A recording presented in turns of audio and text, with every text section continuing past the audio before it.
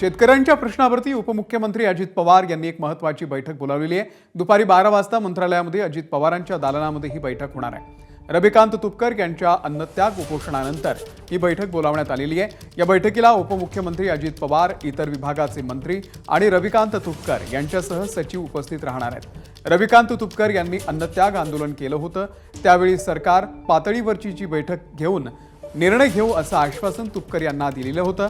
त्यानंतर ही बैठक बोलावण्यात आलेली आहे। राजू सोनावणे आपल्याला या संदर्भातले अपडेट देतील। राजू, आजच्या बैठकीचं नेमकं महत्त्व काय?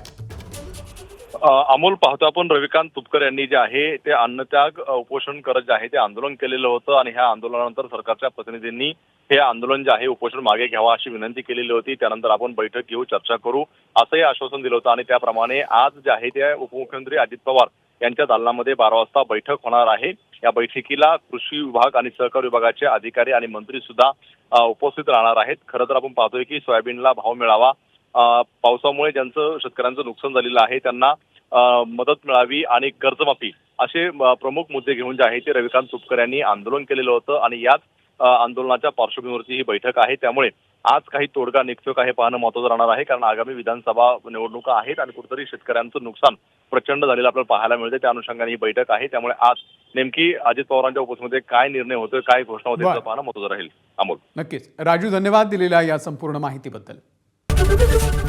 एबीपी माझा, उघडा डोळे बघा नीट।